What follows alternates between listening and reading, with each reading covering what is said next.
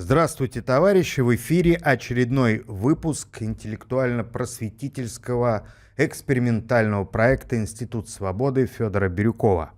И сегодня я хочу поднять вопрос, который просто не опускается, не решается на протяжении уже многих лет, с которым я сталкиваюсь, пытаюсь решить и иногда даже прихожу в отчаяние, иногда в ярость, но иногда наполняюсь оптимизмом.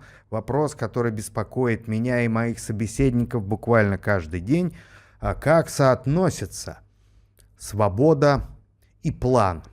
Возьмем план как высшее выражение порядка, и вот мои единомышленники, товарищи по радио Аврора по проекту «Эра», они как раз оперируют вот этим понятием план и сами же противопоставляют его моей свободе, якобы моей, как будто она только мне и принадлежит. Я, конечно же, не устаю объяснять, что свобода — это для всех. Свобода, она необходима как воздух для успешного развития и планирования.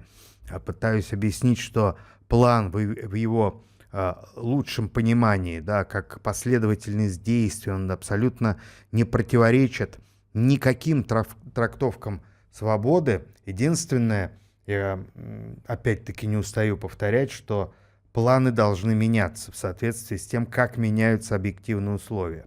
То есть буквально мы планируем купить определенный набор продуктов, идем в магазин, там обнаружим, что есть не весь ассортимент, или, допустим, нет одной марки, но есть аналог и так далее, и мы меняем наши планы в соответствии с этим. Либо, если нам конкретно что-то нужно, вот именно определенной марки, определенного сорта, определенного наименования, то мы продолжаем свои поиски, но все равно план меняется, потому что изначальный план был пойти из точки А в точку Б и там закупиться. Но смотрите, если мы меняем план в качестве ассортимента, мы, значит, закупаем там то, что может заменить недостающие наименования, либо идем на другую точку, уже точку В, и там пытаемся исполнить план.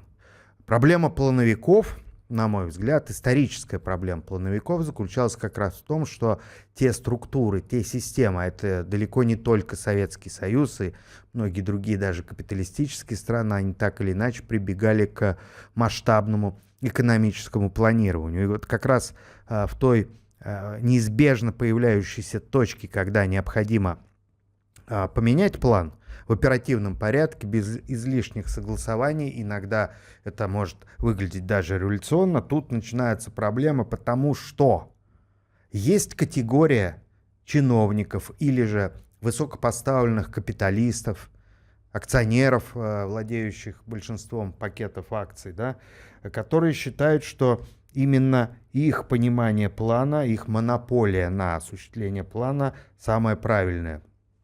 Более того, единственное, а все остальное не должно иметь места и даже в плане дискуссии должно быть повержено. И они отказываются вот оперативно это менять. В этом только проблема любого планирования. С этим может столкнуться каждый человек просто в быту, когда две стороны не могут договориться быстро о чем-то на самом деле очень ситуационном, тактическом и не имеющем отношения к серьезному целеполаганию. Итак, повторяю многократно и для всех, кто до сих пор этого не понял, никакого противоречия между планом, планированием, плановой системой экономики, планированием хозяйства и чего-либо и свободой нет. Более того, именно полная, абсолютная, добровольная и самоорганизованная свобода гарантирует свободу планирования и свободу корректировать эти планы. Это очень важно, поскольку как раз на низовом или среднем уровне чаще всего приходится людям иметь дело с этой проблемой. Сверху, с контрольного пульта, из центрального комитета или же с самой вершины капиталистической башни довольно-таки комфортно наблюдать за тем, как издалека реализуется план. И какая-то забуксовка серьезная в этот момент сверху кажется всего лишь легким препятствием. Его можно, эту линию, подкорректировать просто на чертеже, стереть ластиком один вектор и нарисовать другой, или же изменить это все дело на компьютере. А вот на местах срастить разорванные направления, подлатать какие-то системные блоки и возобновить, значит, сообщение всех рабочих блоков бывает трудно, и в том числе и потому, что нужно найти достойную замену, эквивалент, аналог, или же абсолютно по-новому выстроить вот эту цепочку процесса. И я не берусь сейчас дальше пускаться в какие-то управленческие инженерные рассуждения, поскольку это совершенно не мое. Но вот на нашем философско-бытовом уровне, на уровне дискуссий, как раз вот здесь происходит вот эта вот главная остановка мысли. Когда план представляется чем-то раз и навсегда решенным, а свобода чем-то абсолютно противоположным любому порядку. Еще Пьер Жозеф Прудон, один из отцов-основателей анархистской теории, вывел блестящую популярную формулу «анархия – мать порядка». Имелось в виду, что именно из внешне безвластного и бесплатного социума, который не находится под давлением каких-то иных центров, а капиталистическое, экономическое или же бюрократическое давление сверху — это всегда внешнее давление. Вот этот вот самоуправляемый, совершенный, высокоморальный, безусловно, социум, он путем договора, путем обсуждения вопросов, выработки оптимальных для всех путей решения проблем и рождает тот естественный порядок. Это можно назвать социальной эволюцией.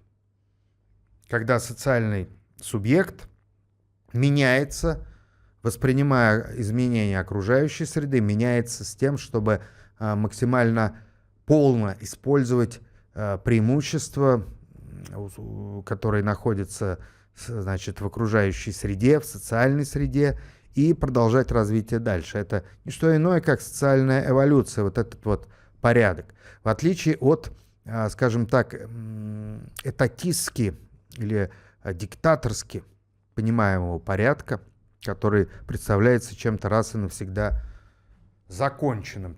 Такой себе, значит, окончательный храм истины, который не подвержен ни изменениям со стороны людей, ни изменениям со стороны даже ветров, как будто бы не подвластен времени.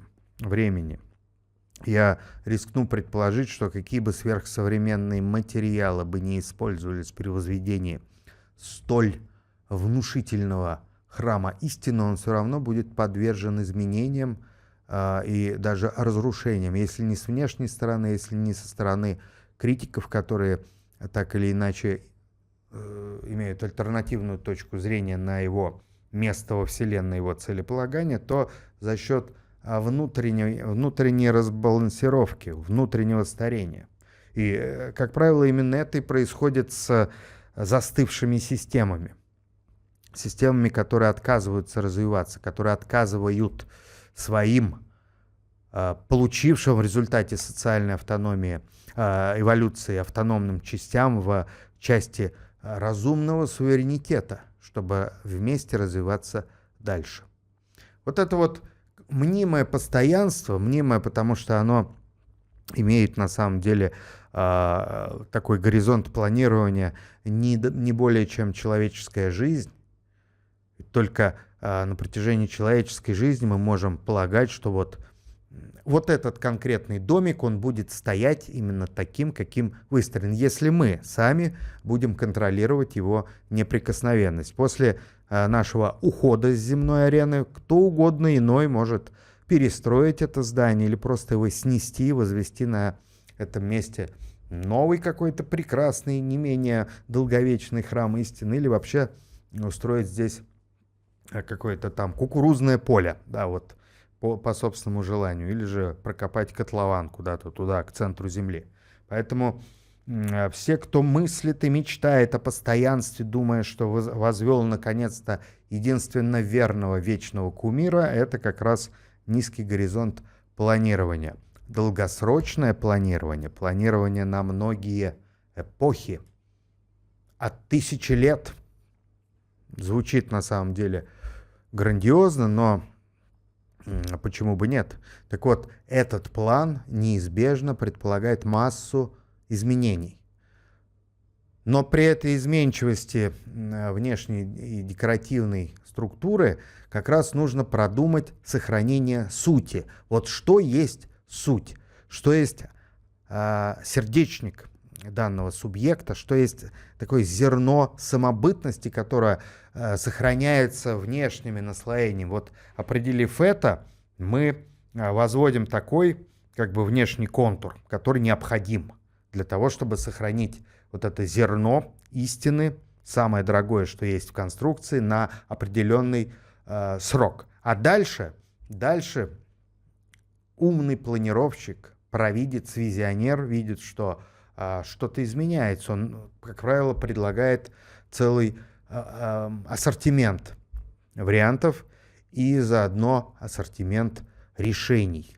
Что с этим сделать? Мы берем вот этот вот главный элемент, сердечник, ядерный реактор, вот самое, и планируем, конструируем, как перенести его в новые оболочки, в новые формы. Именно так все и развивается. Неважно, кто-то запланировал это заранее или же это происходит ситуационно, но вся жизнь происходит в череде изменений. В этом суть эволюции.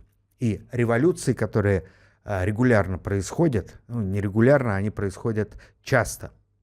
Некоторые постулируют какое-то наличие определенных строгих циклов, некоторые ученые нет, но тем не менее вот в этом эволюционном потоке, будь то эволюция живой природы, будь то там органики, будь то эволюция чего угодно в мире и сложных социальных организмов, и, конечно же, эволюция человека, человечества, она проходит сквозь череду переломных моментов, иногда очень драматичных и даже катастрофических.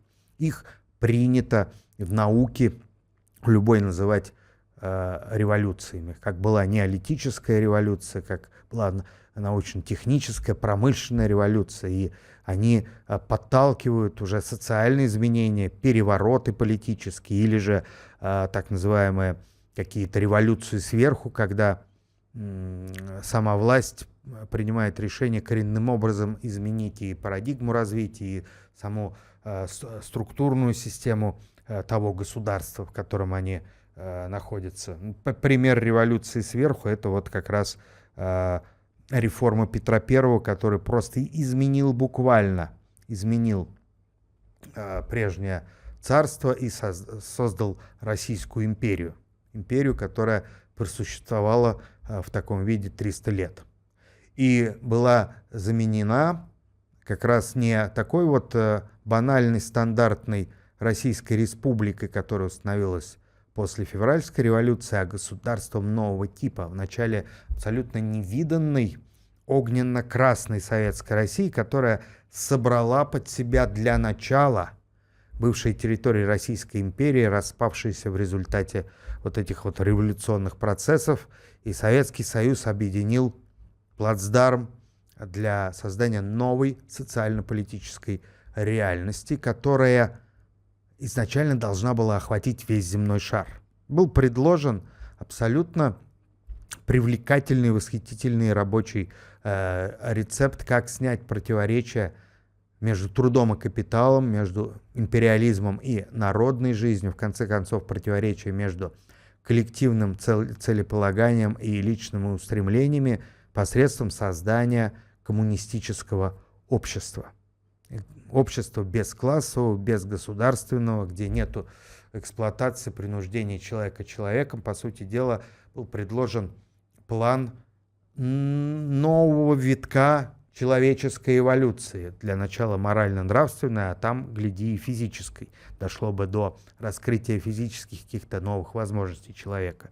Это было настолько потрясающе, и одновременно с тем настолько сложно оказалось, что этот замысел остался нереализованным. И сегодня на обломках старого мира, а присмотритесь, старый мир, как ни крути, распадается на обломки, мы в проекте «Эра», в Институте свободы, на радио «Аврора», на других наших ресурсах и платформах мы как раз вот этот отставленный некогда в сторону проект будущего пытаемся вновь запустить.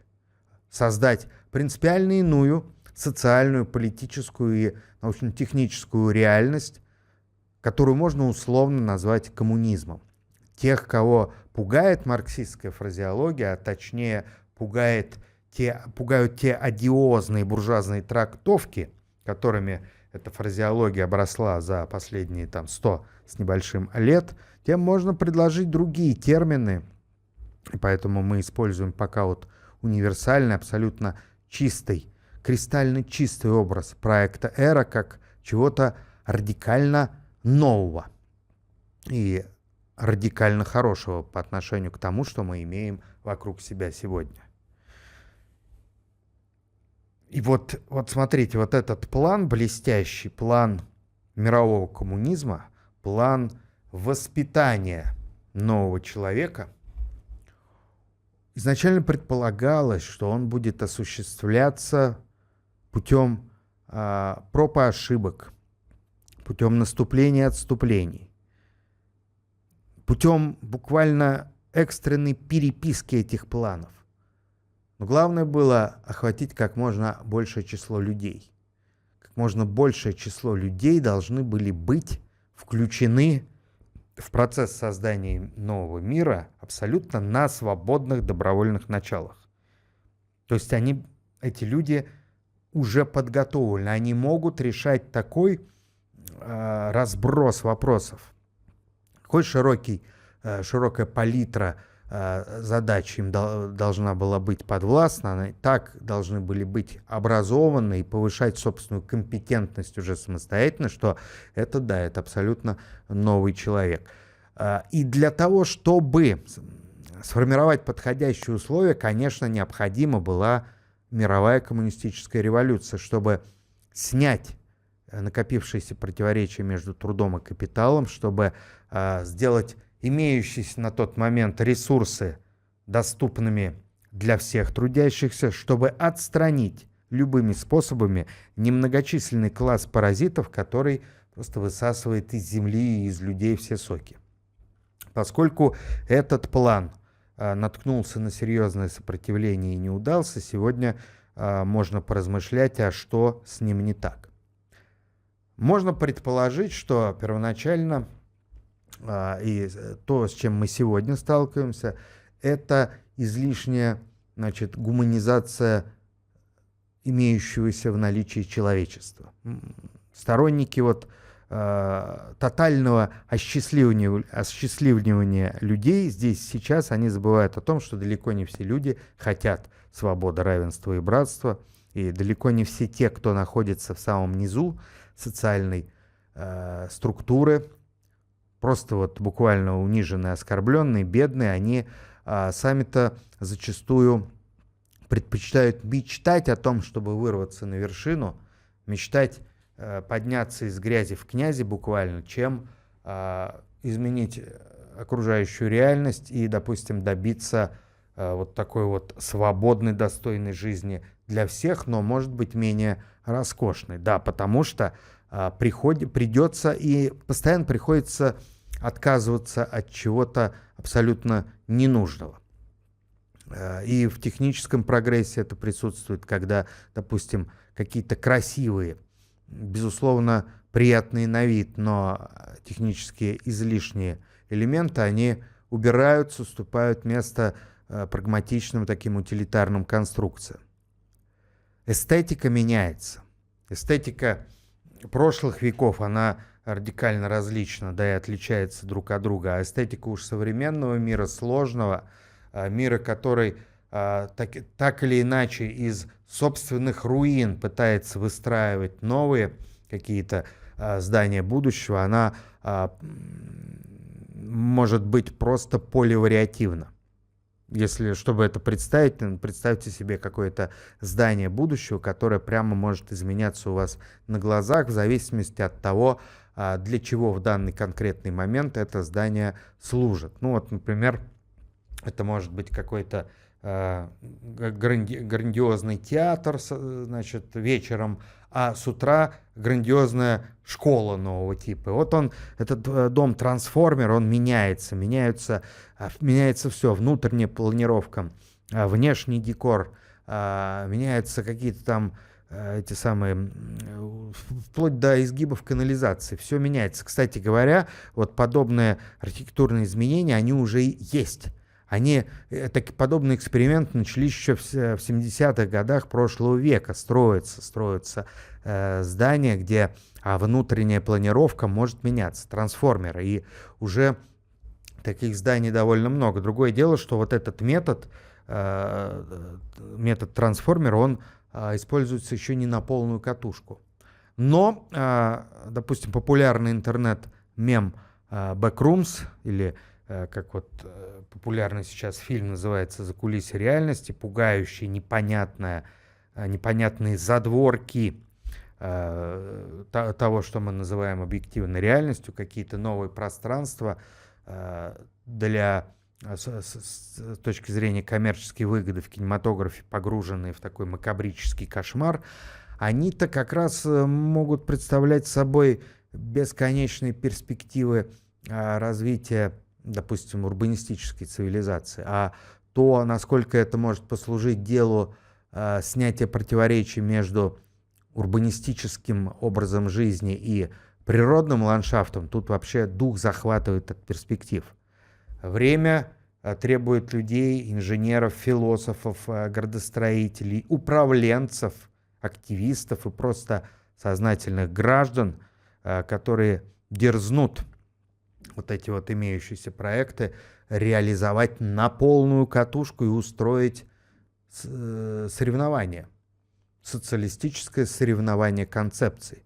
Вместо монополистической конкуренции, которая захватила уже весь мир, оглянитесь просто вокруг, оглянитесь на рынок, так называемый тотальный рынок за окном. Там всевозможные малые предприятия, бизнесы, они, как правило, обречены быть в самом низу. Это просто такая широкая налогооблагаемая база. Максимум, что они могут, это, значит, успешно удовлетворять потребности какого-то сообщества. А вот наверху всей этой пирамиды находятся монополисты, монстры, которые давно уже захватили все рычаги принятия решений, использования ресурсов. Они их держат в своих руках все деньги, нити, они держат власть за канделябры. И вот эти вот уже транснациональные монстры или их маленькие национальные филиалы, они ведь не дают даже капиталистической конкуренции развиваться. Поэтому при капитализме серьезная конкуренция всегда монополист. Это всегда, значит, битва двух или трех монстров между собой. В отличие от этого, социальное, социалистическое и коммунистическое соревнование вольных ассоциаций, это как раз наиболее полный выбор возможностей и векторов развития без оглядки на то, какие капиталистические темные силы, какие органы и структуры глубинных государств за кем стоят. Вот в этом я вижу как раз один из мощнейших посылов проекта «Эра», чтобы сделать эти вот более мелкие проекты соревновательными и способными. Для этого, конечно же, нужно громадье планов. И плановики будущего, они должны быть абсолютно свободны от догм тех или иных корпораций, структур, каких-то полулегальных теневых кланов и других групп людей, которые не имеют прямого отношения к производственному процессу, к процессу создания ценностей, неважно материальных или духовных, но претендуют на то, чтобы решать за других, как кому жить. Вот этим решалам, которые присвоили себе то власть, то финансовое влияние, вот этим так или иначе корпоративным структурам в будущем, конечно же, не должно быть места, потому что они лишние. Они не нужны, а эволюционно они уже отжили свое. Были целые эпохи, когда по нынешним меркам слепое человечество, не имевшее тех технических средств, чтобы там взглянуть вооруженным глазом в космос или под землю, или внутрь себя, даже на клеточный уровень, вот человечество, которое обладало очень узким внешним кругозором, но зато при этом обладало более точной настройкой относительно восприятия ноосферных влияний, да, вот в больший резонанс сходило путем тогда еще живых традиций, тогда нужны были, конечно же, определенные структуры, их можно назвать царями, жрецами, государствами, династиями, какими-то, значит, закрытыми объединениями, которые бы вели народы вперед. Человечество не было единым. Многие цивилизации развивались, возникали, жили и гибли вообще независимо друг от друга и не знали, не подозревали о существовании друг друга. Их вели вожди, их вели какие-то вот, значит, в старом понимании государства, которые в том числе и, значит, защищали своих подданных, а подданные платили им подати, дань. Вот. И это были естественные органичные процессы. Но с течением времени эволюция социального развития невиданно подняла сами народы. Народы, ставшие нациями, обретшие коллективное сознание. Люди в одиночку научились делать то, что было не подвластно ранее большим коллективам, а сбиваясь в малые и средние группы, создавая более-менее обширные коллективы, люди вообще стали практически всемогущи, ну почти. Что мешает развивать всемогущество человека сегодня? Во-первых, нехватка естественных знаний, но это дело поправимое, наука постоянно что-то открывает. Не так быстро, как хотелось бы, но все-таки процессы эти идут. И технический прогресс, научный прогресс, он все более и более расширяет области познания человека. А самое главное, это вот те паразитические кланы, структуры корпораций, которые заинтересованы в том, чтобы человечество находилось под консервативным прессингом, чтобы все развивалось примерно так, как сейчас. Потому что сейчас позволяет вот этим паразитирующим кланам существовать не то что безбедно, не то что жирно, а сказочно богато. Их сказочное богатство не снилось ни одному какому-то мифологическому царю, там, не знаю, там арабскому шейху из сказок Шахерезады или Александру Македонскому, да, с его великой империей. Ни одному римскому цезарю, вообще никому. Они сказочно богаты, сказочно влиятельны, поскольку мир стал относительно глобален, и они, вот эти кланы, их, значит, референтные лица, они имеют возможность воздействовать вообще на любой регион мира. И при этом они абсолютно лишены любви к жизни, вот радости жизни. Это видно потому, что они делают. Потому что вот эти вот темные всемогущие корпорации, сказочно разбогатевшие, чьи состояния растут ежесекундно буквально, да, вот из ничего они научились делать деньги из воздуха, но при этом они отнимают воздух у нас. Это еще раз я обращу внимание, что это свобода как воздух. Они из нашей свободы делают деньги, а нам оставляют спертое безвоздушное пространство для того, чтобы мы просто как мертвые белки в колесе нарабатывали им вот по таким небольшим потокам, по струйке, по крупице нарабатывали им рост капитала. Или же, как в фильме «Матрица» показано, мы просто лежим под трубками, и они нас выкачивают биологически, энергетически и как угодно еще. Так вот, имея неограниченные возможности и располагая неограниченными ресурсами, эти неуважаемые господа троглодиты капитализма не могут ничего более как, значит, демонстративно показывать собственное вырождение на всяких там островах Эпштейна, строить красивые какие-то, иногда и пугающие здания, обозначающие их собственное великолепное присутствие в мире, ну и создавать на планете очаги напряженности. А чем больше очагов напряженности на планете, чем они активнее, шире, тем скорее вся планета превратится в одну пылающую, гноящуюся язву. И что мы читаем сегодня в разных таких конспирологических, а иногда и просто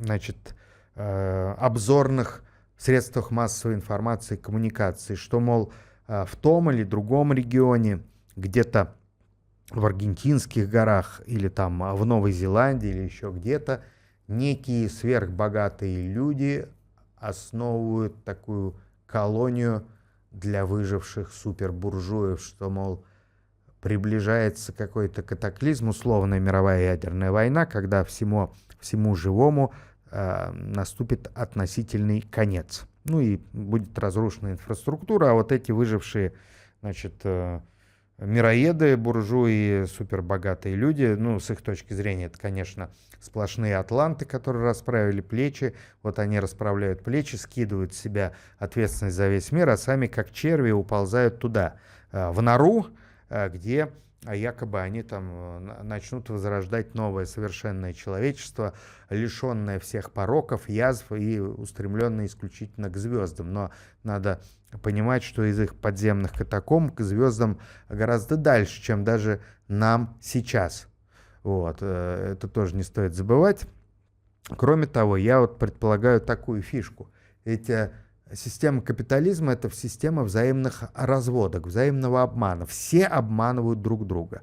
Банкиры обманывают клиентов, значит, как обычных граждан, так и каких-то корпораций. Корпорации обманывают друг друга и государственные структуры. Государственные структуры обманывают друг друга и своих подданных, а подданные, в свою очередь, обманывают себя. Государство пытается обмануть банки. Там, в общем, эгрегор лжи, он может конкурировать по безграничности с безграничными реально располагаемыми ресурсами. Другое дело, что эгрегор лжи, он принадлежит как бы всем, никто его не монополизирует, он настолько большой, что никому и не надо владеть им полностью. А вот неограниченные земные ресурсы приватизированы и монополизированы вот этой вот транснациональной кучкой зубастых упырей. Но вот они же обманывают себя и в этом случае. Я абсолютно не исключаю вот такую степень заговора. Что? Кому выгодна новая гонка вооружений? Это, значит, в первую очередь военно-промышленным монополиям западным. Вот они в мирное время просто лишаются заказов. Там же капитализм, там вот как бы нужно заказать, да, чтобы вот они производили. Поэтому все это вот значит, промышленное лобби, оно постоянно организует какие-то локальные войны где-то в Африке, куда можно сбагривать оружие. Тут же подсоединяются нелегальные торговцы оружием. В общем, там целый пласт паразитов прекрасно себя чувствует. Но вот мировой конфликт, мировой коллапс, апокалипсис — это вообще очень выгодно. Под него можно запрашивать самые несусветные бюджеты и выкатывать на гора груду ненужного на самом деле в жизни хлама, но который чреват абсолютно летальным исходом для цивилизации, и где-то его на время складировать. Я подчеркну, что никакой вариант, допустим, межгосударственной ядерной войны не может считаться приемлемым. Вот. Нельзя верить, что если точка невозврата, если Рубикон вообще вот человеческого безумия управленца будет пройден, кто-то там ограничится тактическими ударами. Скорее всего, нет. Скорее в таком случае запустится веерный механизм, и все дойдет до точки абсолютного взаимоуничтожения. Поэтому вот не нужно рассматривать этот вариант как какой-то даже спасительный. Но в этом случае как раз торговцы воздухом, которые воздух они крадут у нас, они продают недальновидным, падким на посулы супербогатым как раз альтернативу выживания. Я напомню, что альтернативы выживания, механизмы выживания, они очень выгодно вообще продаются. И небогатым, и богатым существует, особенно на Западе вообще с 50-х годов прошлого века, всевозможные там течения выживальщиков, которые точно так же сами там рыли себе бункеры, затаривались консервами на случай ядерной войны между Советами и Соединенными Штатами Америки.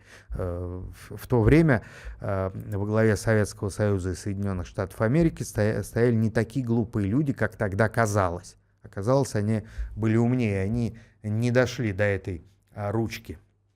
Вот. И те старые выживальщики оказались, в общем, всего лишь забавными такими ролевиками в конце концов, но на их примере можно видеть, что вот эта индустрия, она сегодня вполне востребована. И нагнетая с помощью, во-первых, военных заказов, с помощью безумных политиков, которые заняли свои посты в последние десятилетия во многих странах мира, которые вот качают вот это вот настроение близкого апокалипсиса, с помощью средств массовой информации, дезинформации, просто откровенной лжи создавать вот на основе эгрегора, тотальной лжи, эгрегор страха. Все всего боятся. Бедные боятся потерять последнюю корку хлеба и вообще жизнь, сверхбогатые боятся потерять свои капиталы и жизнь, в конце концов, да. Никто на самом деле из них не верит в бессмертие души, потому что в противном случае им было бы, ну, грубо говоря, наплевать, ну что-то, они бы не повелись на разводки вот этих мошенников, а с другой стороны попытались бы привести собственные администрации в чувство, в том числе и военно-промышленные монополии капиталистические, чтобы они прекратили штамповать смерть. Вот, прекратили, допустим, тягаться с Россией в гонке вооружений в очередной раз. Но вот сверхбогатые мира сего, они, значит, не верят, видимо, в бессмертие души, не верят в какое-то там, в любое христианское или исламское, даже в буддийское некое вот метафизическое измерение, не верят в страшный суд, они верят только в свою бессмысленную биологическую жизнь. И для этого они по совету вот этих вот мошенников хотят вложить средства, имеющиеся в, казалось бы, беспроигрышный вариант, то есть в создание убежищ для богатых. Уже существует телесериал на эту тему, значит, нищих, бедных и среднеимущих мира сего приучают к тому, что, в общем, вы все умрете, но если вы там возьмете кредит сейчас, или там, я не знаю, как-то еще завладеете определенной суммой, вы можете рассчитывать на место в камбузе, где-то у туалета. Может быть, в качестве обслуги. Ну, а, конечно же, вот уже к сверхбогатым, там, значит, широкий выбор предложений, как им обустроить свою червеобразную жизнь под землей. До того момента, когда поверхность будет обеззаражена, и можно будет построить новый прекрасный капитализм по их образу и подобию. Согласитесь, отвратительные перспективы, не имеющие вообще права на существование. Однако, в общем, эти сказки помогают кому-то сказочно обогащаться на страхах сверхбуржуев. Вполне возможно, вот такая разводка существует. Я искренне надеюсь, что среди даже тех, кого можем образно причислить к числу князей мира сего, не все потеряли разум и волю. И среди нищающих масс, и среди тех, кто чувствует себя еще более-менее в порядке, есть разумные люди, полные надежд, полные намерения сделать свою жизнь и жизнь окружающих лучше, а некоторые из них вообще мыслят, говоря языком проекта эра проектно, мыслят футурологически. Но что всех этих людей объединяет на всех ступеньках социальной лестницы и во всех уголках земного шара?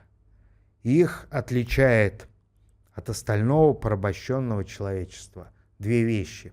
Это отсутствие страха и свободный взгляд на жизнь. Кто-то из них верит в загробную жизнь, верит в Бога или в богов, кто-то нет, кто-то материалистичен.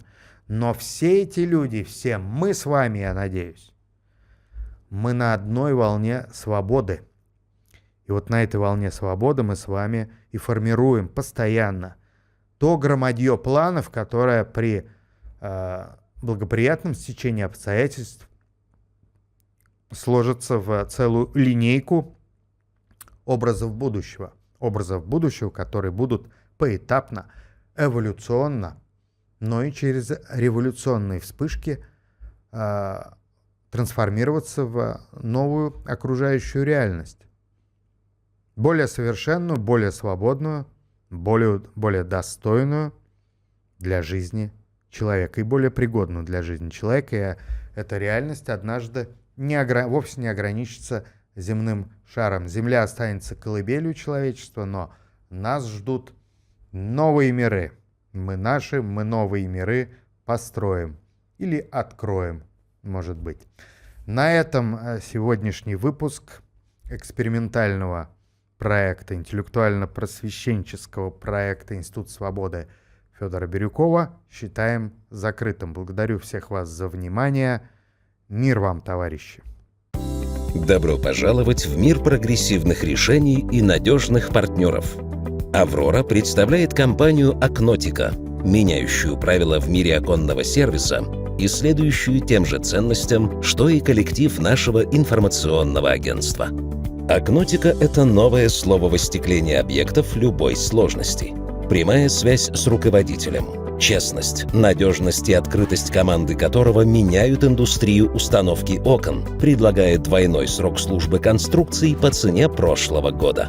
Пригласите для расчета стоимости специалистов 3 компаний, и вы поймете, почему окна «Акнотика» доступнее, чем кажутся. А гарантия 10 лет – не единственное преимущество соблюдения нами всех строительных норм и правил. «Акнотика» – надежно, доступно, в срок. Ссылка в описании.